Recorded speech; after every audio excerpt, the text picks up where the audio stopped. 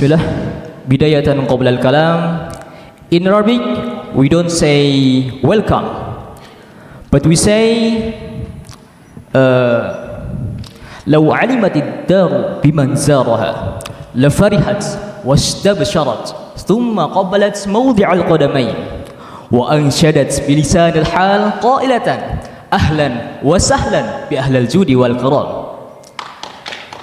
In Arabic, we don't say hi and hello, but we say أحييكم تحية بعدد نجوم السماء وجمالها، تحية مع كل شروق الشمس وغروبها، سلاما حين تتلاطم أمواج البحر على شواطئه، سلاما عند سقوط ندى الصباح على الأزهار، سلاما وتحية من رب الناس. السلام عليكم ورحمة الله وبركاته.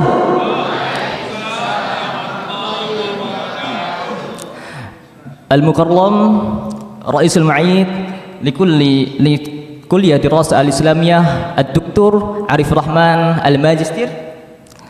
المكرم ضيفنا الكرام فضيلة الشيخ مولى حسين الماجستير.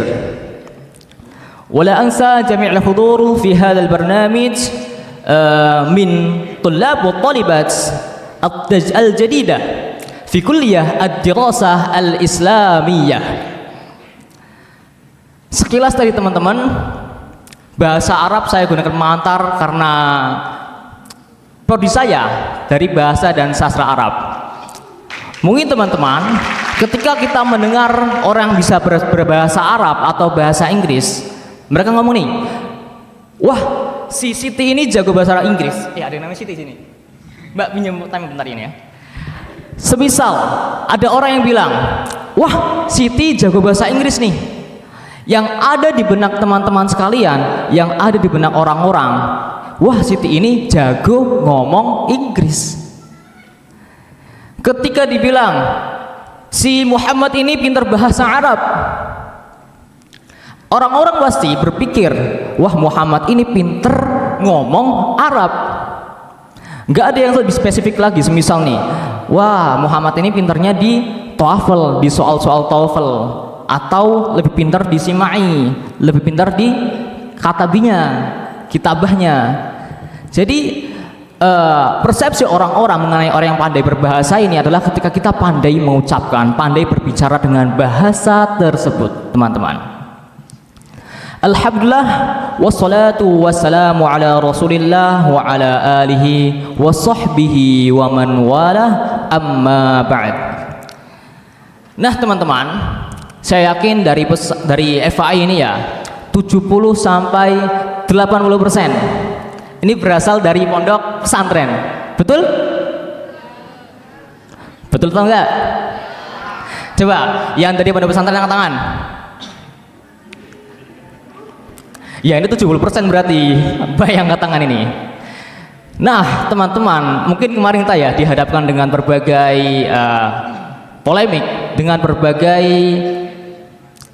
perdebatan di media sosial, di Instagram, TikTok, Twitter. Itu ramai dengan perbincangan, perdebatan mengenai apa? Pondok pesantren. Terlepas dari segala dilematika seperti itu, terlepas dari segala perdebatan itu, kita semua pastinya punya perspektif masing-masing. Ada yang mengafirmasi, ada yang mungkin tersinggung, ada juga yang bodoh amat. Wes yang penting madang turu kuliah. Rata-rata gitu sih kayaknya untuk mahasiswa FAI ini. Tapi teman-teman, kenapa di perkuliahan ini kita sangat penting untuk mempelajari bahasa asing? Karena rata-rata referensi yang digunakan jurnal-jurnal itu, kalau di prodi saya ya bahasa dan sastra Arab, nggak tahu prodi lain, ini rata-rata referensinya berasal dari bahasa Arab, bahasa Inggris. Jadi kita sangat erat kaitannya dengan bahasa. Dari zaman kita masih kecil pun, sejak kita kecil, kita pada umumnya dibekali dengan dua bahasa. Yang pertama ini bahasa ibu, bahasa yang kita tidak diminta untuk diajari, tapi kita bisa sendiri. Kenapa? Karena Kita terbiasa dengan perkataan, dengan mendengar, dengan menulis bahasa yang diajarkan oleh ibu kita sendiri. Sejak kecil terbiasa menggunakan bahasa itu. Dan bahasa yang lain kita bisa mempelajarinya. Dulu di Madinah teman-teman, ketika Rasulullah baru pindah, ini ada satu sahabat yang bisa mempelajari satu bahasa Ibrani, bahasa Yahudi dalam waktu setengah bulan. Ada yang tahu siapa? Zaid bin Sabit. Siapa yang bilang tadi? Literasi sejarahnya kuat ini, tarikhnya. Jadi Zaid bin Sabit teman-teman, ketika Rasulullah pindah ke Madinah, di sana ada 4 kaum Yahudi. Ada Bani Quraidah, ada Bani Qainuqa, ada Bani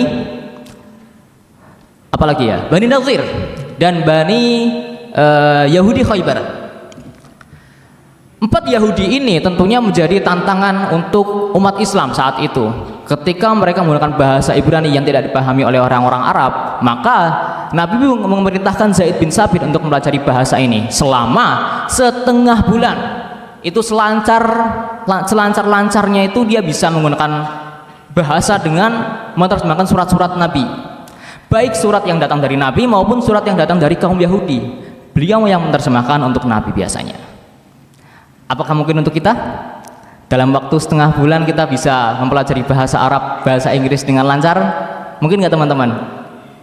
Mungkin aja, asal apa? Asal tidak bermaksiat. Itu kalau kata Imam Syafi'i. Sangat agamis sekali kayak Pak ini ya. Nah teman-teman, kita nggak bisa terlepas dari yang namanya komunikasi bahasa. Karena bahasa ini adalah aspek terpenting dalam komunikasi. Karena saya kuliah di sastra Arab, maka seluk-beluk bahasa dari filsafatnya, dari asal usul di mulainya bahasa itu dipelajari juga. Teman-teman ketika melihat benda ini, apa yang terbersit di pikiran teman-teman? Namanya apa? Handphone, HP. Kenapa ini bisa namanya handphone? Ada yang tahu?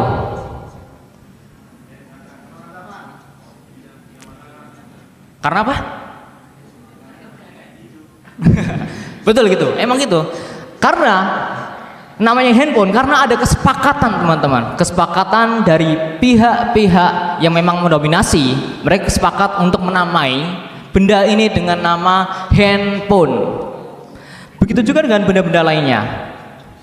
Bahasa, ketika Nabi Adam diturunkan ke muka bumi, yang pertama kali diajarkan, yang pertama kali dikuasai oleh Nabi Adam, ini apa? Bahasa teman-teman.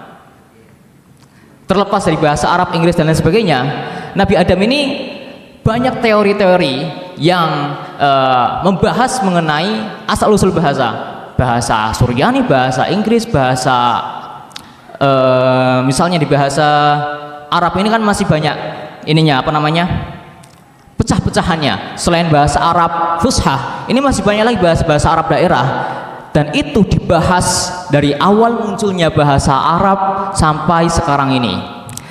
Dan Nabi Adam teman-teman, ketika itu Allah memerintahkan malaikat untuk menguji Allah memerintahkan Nabi Adam untuk memberikan apa ya namanya, nama dari benda-benda yang disebut oleh Allah.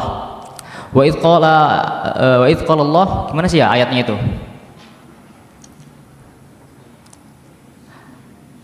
Ambiuni bi asma'iha ulai in kuntum shadiqin.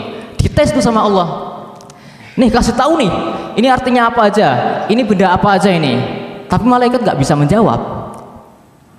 Dan Nabi Adam memang dia yang berikan kemampuan untuk menerjemahkan, untuk mempersepsikan ini benda apa namanya. Itu ada 2 teori teman-teman. Jadi bahasa Arab itu atau bahasa pertama kali digunakan oleh Nabi Adam itu memang hak murni, emang kemampuan yang diturunkan Allah pada Nabi Adam untuk membuat bahasa. Dan yang kedua, emang bahasa ini diajarkan oleh Allah. Gitu teman-teman. Jadi kita nggak bisa terlepas dari yang namanya bahasa, dan nanti akan dijelaskan secara lebih spesifik, walaupun nanti pakai bahasa Inggris atau Soalnya ini judulnya Kampung Inggris, cuman karena saya basicnya di Arab, jadi saya pakai bahasa Arab teman-teman. Nah, nanti akan disampaikan oleh Mr. Mau. Kalau tadi saya bilang Fadilatul Syekh Maula Husain itu terlalu ke Arab-Araban, kayak kesannya kayak kiai ya. Mister ya.